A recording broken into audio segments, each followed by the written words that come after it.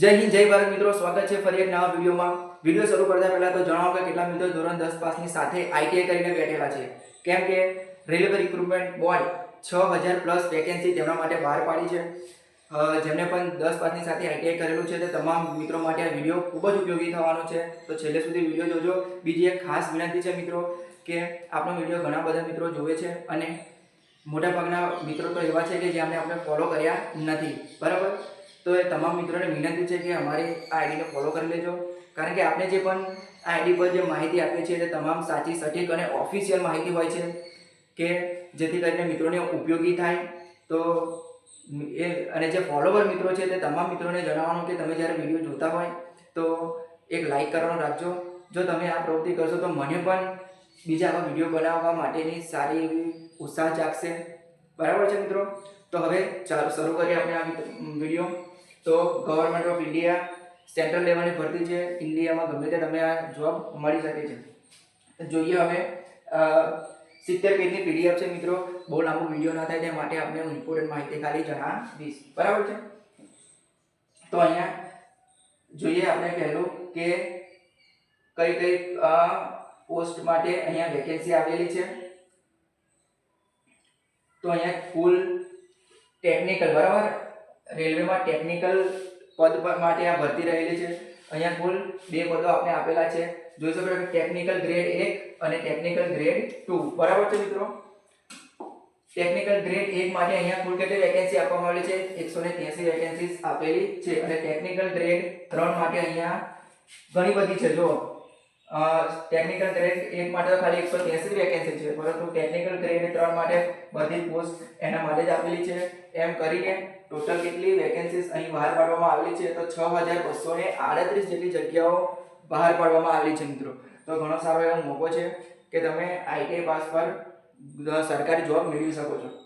જોઈએ બીજી માહિતી મિત્રો. આગળ આ ડેટ અહીં આપેલી છે આપણને. ઇમ્પોર્ટન્ટ ડેટ્સ ઉપર જોઈશું. તો ભરતી તો બહાર પડે ઘણો ટાઈમ થઈ ગયો છે મિત્રો, બરાબર. 21/6 ભરતી બહાર પાડવામાં આવી હતી, બરાબર. અને 28/7 આ છેલ્લી ડેટ છે મિત્રો ફોર્મ ભરવાની. તો જે પણ મિત્રો હજુ બાકી હોય સત્વરે ફોર્મ ભરી લેજો, બરાબર. જઈએ હવે આગળ બીજું ઇમ્પોર્ટન્ટ માહિતી જોઈશું. અહીંયા પે લેવલની વાત કરી છે.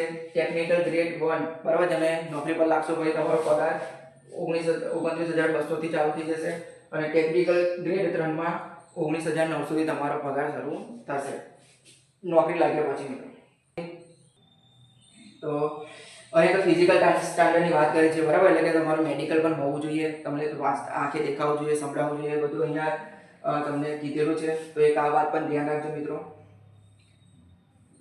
અહીંયા નેશનાલિટીની વાત કરી છે. કઈ કઈ નેશનાલિટી વાળા ફોર્મ ભરી શકે છે? ભૂટાન છે, નેપાળ છે, ઇન્ડિયા છે, બરાબર. હવે એજ લિમિટની વાત કરી છે.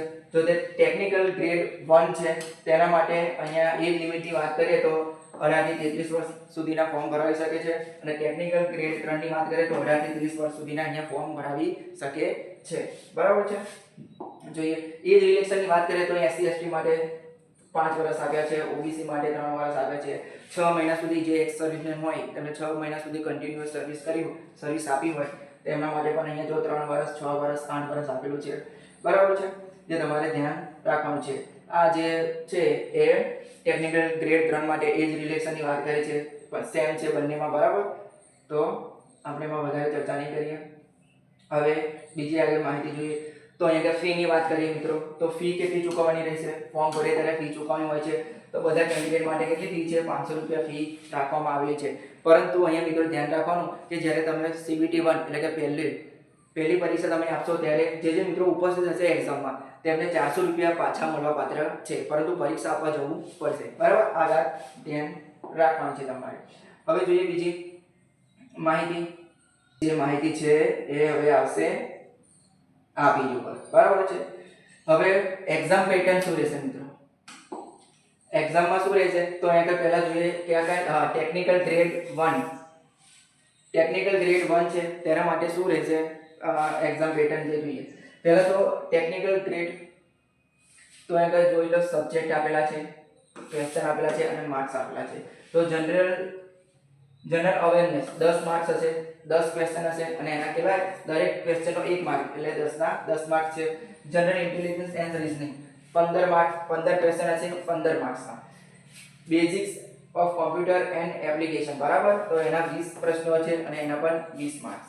મેથેમેટિક્સ અહીંયા આપેલું છે તમને, એના 20 પ્રશ્નો છે 20 માર્ક્સ અને બેઝિક સાયન્સ એન્ડ એન્જિનિયરિંગ આપેલું છે 35 માર્ક્સનું અને એના 35 માર્ક્સ.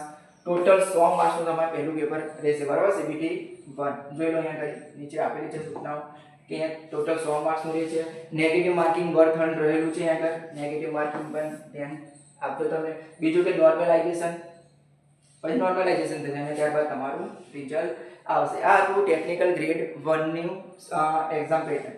હવે અહીંયા આગળ તમને મિનિમમ કેટલા ટકા માર્ક્સ લાવવાના છે એ પણ અહીંયા આપેલું છે. જેમ કે જો યુઆર છે એમને 40%, EWS ઉમેદવાર છે તેમને 40%, OBC અને નોન ક્રિમિલિયર છે અને 30%, SC ને 30%, ST ને 25%. તો આ મુજબ તમારે મિનિમમ માર્ક્સ કવર કરવાના છે બરાબર છે.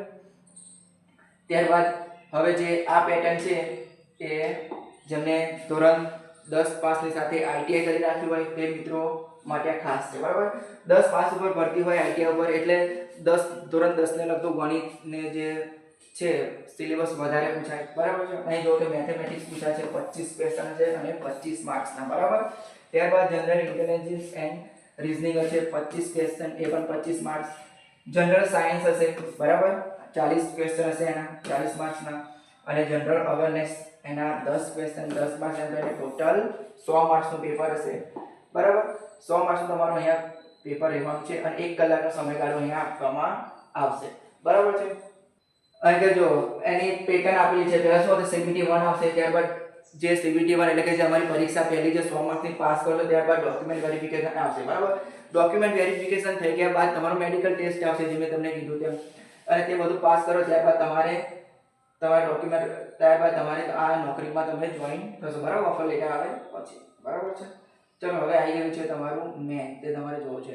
જો અહીંયા ટેકનિકલ ગ્રેડ 1 બરાબર, એના માટે શું આપણે ટેકનિકલ ગ્રેડ 1 માટે જો અહીંયા બેચલર ડિગ્રી માંગેલી છે બરાબર. અહીં જોઈ શકો છો bachelor of science in physics બરાબર. આ તમારા માટે ઇમ્પોર્ટન્ટ છે. આ એનું એજ્યુકેશન ક્વોલિફિકેશન આપેલું છે બરાબર. Bachelor of science in physics, electronics, computer science, information technology બરાબર. BSc in combination of any subject બરાબર, ઇલેક્ટ્રોનિક્સ, કમ્પ્યુટર્સ. આ બધી ડિગ્રી તમારે આપવાની છે. અથવા 3 યર્સ ડિપ્લોમા, 3 વર્ષ ડિપ્લોમા ઇન એન્જિનિયરિંગ બરાબર કોઈ પણ. તો આના માટે કુલ 100 ને આપણે જોયું કે 183 જગ્યાઓ બહાર પાડવામાં આવેલી છે. ફક્ત આ લોકો જ ફોર્મ ભરી શકે છે બરાબર.